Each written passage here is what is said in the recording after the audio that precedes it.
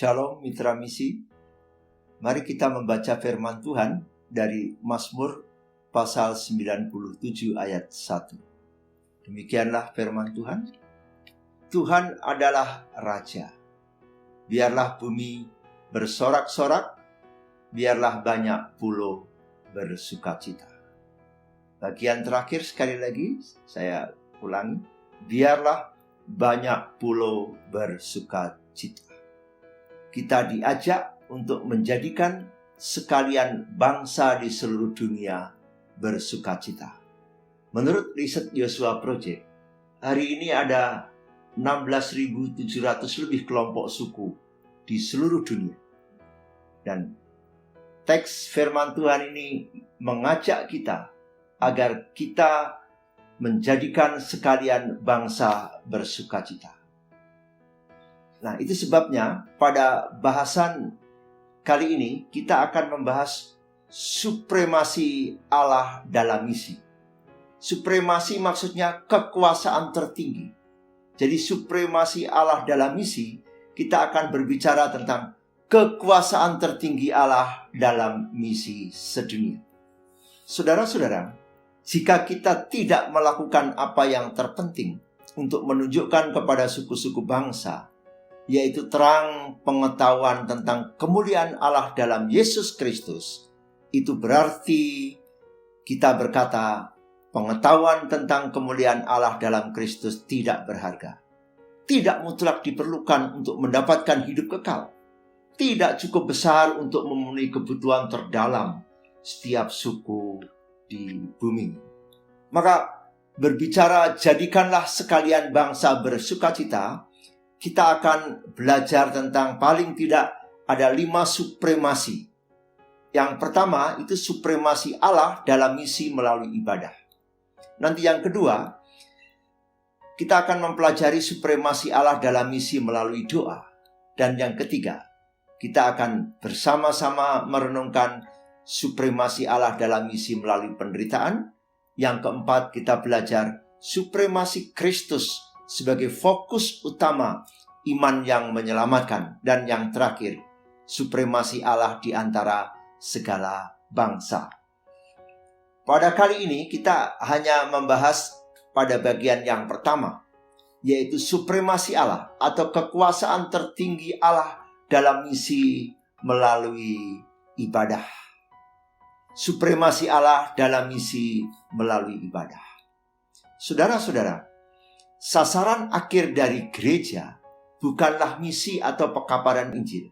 Tetapi sasaran akhir dari gereja ialah penyembahan. Jika semua suku sudah menerima Yesus dan mengembalikan pujian penyembahan kepada Tuhan, itulah yang merupakan sasaran akhir dari gereja. Itu sebabnya misi, pengutusan, pekabaran Injil ada di mana penyembahan tidak ada. Jika di kelompok suku bangsa belum ada penyembahan kepada Kristus, maka misi pengutusan pekabaran Injil perlu dilaksanakan. Maka penyembahan adalah sasaran akhir, karena tujuan akhir segala sesuatu adalah Allah dan bukan manusia. Penyembahan merupakan sasaran misi atau penginjilan, karena tujuan kita mengabarkan Injil adalah untuk membawa bangsa-bangsa menikmati sukacita kemuliaan Allah. Maka misi adalah di sini ada 2 aliran. Misi itu bahwa kemuliaan Allah mengalir kepada segala suku bangsa di seluruh dunia. Dan aliran yang kedua, suku-suku bangsa yang sudah menerima Kristus mengembalikan pujian dan kemuliaannya bagi Allah. Dalam Mazmur 67 ayat 4 dan 5 dikatakan demikian. Kiranya bangsa-bangsa bersyukur kepadamu, ya Allah. Kiranya bangsa-bangsa semuanya bersyukur kepadamu. Kiranya suku-suku bangsa bersukacita dan bersorak-sorai, sebab engkau memerintah bangsa-bangsa dengan adil dan menuntun suku-suku bangsa di atas bumi. Jadi, di sini penyembahan merupakan penggerak, motor dari pekerjaan misi dan penginjilan sedunia. Gairah untuk menyembah Allah yang hidup harus mendahului pemberitaan tentang Allah. Dan ketika gairah terhadap Allah lemah, semangat hasrat terhadap Allah lemah, maka semangat misi maupun semangat penginjilan juga menjadi lemah. Itu sebabnya pekabaran Injil bukanlah akhir dari sasaran Allah. Kalau begitu apa? Sasaran akhir dari gereja. Kalau pekabaran Injil bukanlah sasaran akhir dari Allah, maka penyembahanlah yang merupakan sasaran akhir Allah. Tujuan akhir Allah yaitu untuk memuliakan dirinya selama-lamanya. Gairah dan kegembiraan Allah adalah untuk menunjukkan dan mendukung kemuliaannya. Bapak, Ibu, dan saudara-saudara yang dikasihi Tuhan, jika pekabaran Injil bukanlah sasaran akhir Allah, maka hal itu juga harus menjadi sasaran akhir orang Kristen.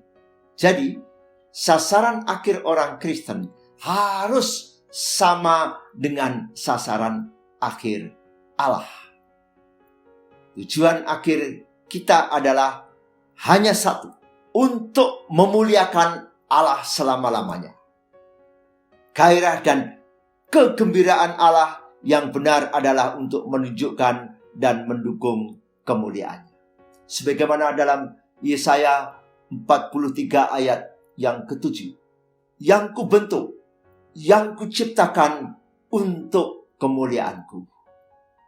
Saudara-saudara, kita yang sudah diselamatkan Tuhan, kita yang sudah percaya Tuhan Yesus, kita yang sudah diberkati Tuhan, Allah rindu seluruh eksistensi kita, seluruh aktivitas kita, seluruh kegiatan kita, yaitu agar Allah ditinggikan, Allah dimuliakan atas hidup kita, juga Allah dimuliakan di antara segala suku bangsa di seluruh dunia.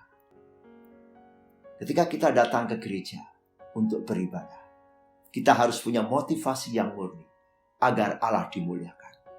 Ketika kita bekerja, dimanapun pekerjaan kita, kita harus punya motivasi yang murni agar Allah ditinggikan. Dan jikalau kita ada di keluarga kita, melalui keluarga kita, Allah dimuliakan.